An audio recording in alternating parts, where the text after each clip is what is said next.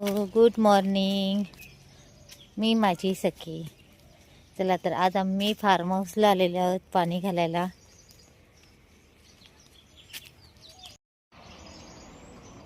किती शांत वातावरण आहे आणि फक्त पक्ष्यांचा आवाज आहे.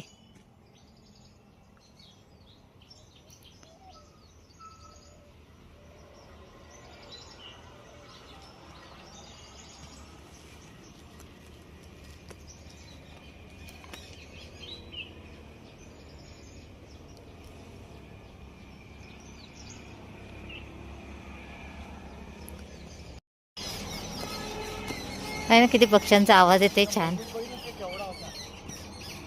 चिव चिव चिव चिव चिव चिव चिव चिव चिव चिव.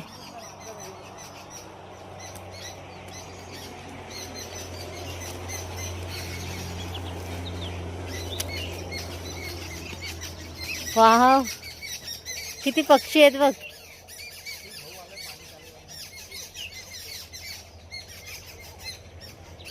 हा, पक्ष्यांचा नुसता आवाज.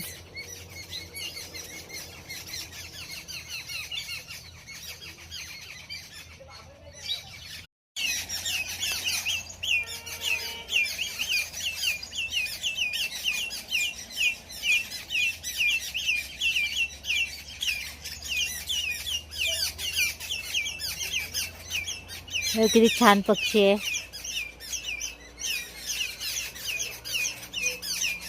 हे असे छान छान पक्षी बघायला भेटतात इकडे फार्म हाऊसवर आल्यानंतर. का ह्यांचा एवढा गोंधळ चाललाय त्यांनाच माहिती आहे, या पक्ष्यांना. मला असं ते नक्की काहीतरी असणार आहे तिथे.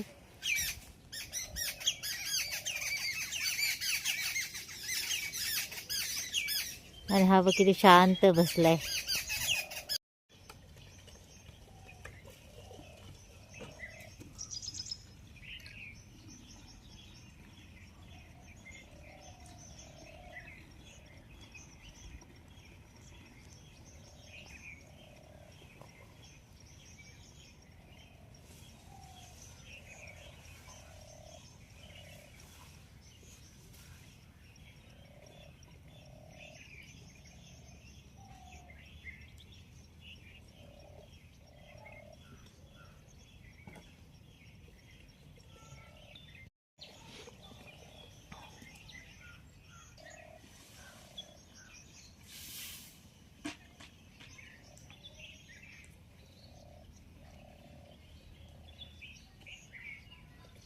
झाडांना पाणी घालून झालेलं आहे. आता मी निवांत बसतो इथे. चटई अंथरलेली आहे. आज फार्म हाऊसवर येतानाच कांदापोहे बनवून आणले घरातून. आता झाडांना पाणी घालून झालेलं आहे. टाकी पण भरलेली आहे. आता म्हटलं चला नाश्ता पण करूया. आता मी दुपारच्या जेवणाची तयारी केलेली आहे. आज दुपारच्या जेवणामध्ये मी भाजी अशी बनवणार नाही आहे, कारण मी एकच असं थपथपीत डाळ बनवणार आहे, घट्ट अशी मूग डाळ. आणि मूग डाळीमध्ये मी काय करणार आहे, शेकट्याच्या शेंगा आणि बटाटा टाकून अशी घट्ट डाळ बनवणार आहे. म्हणजे ती भात आणि चपाती दोन्ही सोबत होऊन जाणार आहे. त्यासाठी मी फोडणीला घेतले कढीपत्ता, कांदा, टोमॅटो, कोथिंबीर आणि बोलले आता कुकरला छान अशी फोडणी देते. इकडे फोडणी देता देता इकडे मी जरा जेवण बनवता बनवता गरम पाणी करून घेतलेलं आहे. ते बोलले जेवण करता करताच आता थोडं थोडं पाणी प्यायचं गरम. कुकरमध्ये मी तेल तापवून घेतलेलं आहे. त्याच्यामध्ये मी मोहरीची फोडणी देते. मोहरीसोबत मी जिरं पण फोडणीला टाकते.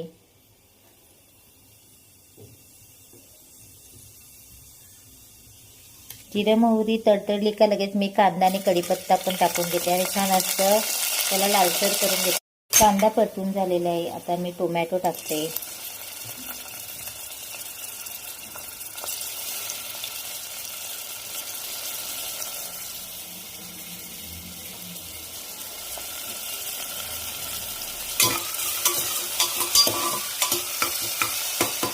आता टोमॅटोसोबतच मी काय करते, शेकट्याच्या शेंगा आणि बटाटा आहे तो पण छान परतून घेते.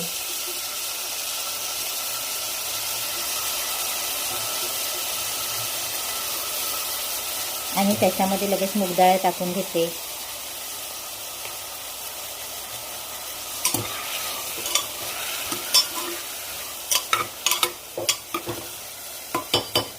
आता आता जे बाकीचे मसाले आहेत आपले रेग्युलर ते पण ॲड करते.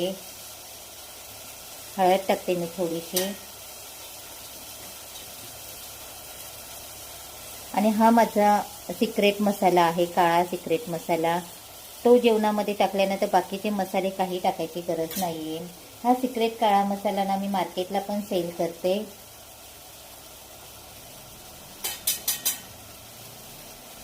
गरम मसाला टाकलेला आहे आणि मीठ ॲड करते.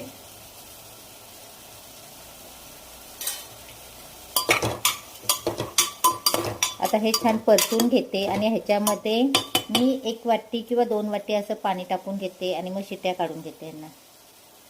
आता ह्याच्यामध्ये मी काय करणार आहे, थोडंसं पाणी टाकणार आहे आणि 2 ते 3 शिट्ट्या कुकरला करून घेते.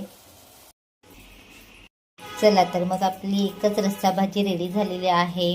शेकट्याच्या शेंगा आणि बटाटा असं मूग डाळीमध्ये टाकून एकच रस्सा भाजी केली ना तर ती खूप टेस्टी होते. आणि काय होतं, ह्याच्यासोबत आपली चपाती पण खाऊन होते आणि भात पण खाऊन होतो. त्यामुळे आपल्याला वेगळी अशी भाजी बनवायची गरज पडत नाही. अशी ही मूग डाळीची रस्सा भाजी आपली रेडी झालेली आहे. आणि ते पण झटपट होणारी ही रस्सा भाजी आहे, त्याला फार वेळ पण लागत नाहीये. आणि हा आमचा सिक्रेट काळा मसाला आहे, त्याच्यामध्ये कलर पण खूप छान येतो आणि त्या सिक्रेट काळ्या मसाल्याची टेस्ट पण खूप छान असते. त्यामुळे आपल्याला वेगळे असे कुठले मसाले टाकण्याची पण गरज पडत नाही. हा सिक्रेट काळा मसाला तुम्हाला जर ऑर्डर करायचे असेल तर मी स्क्रीनवर नंबर दिलेला आहे, त्या नंबरवर तुम्ही कॉल करू शकता.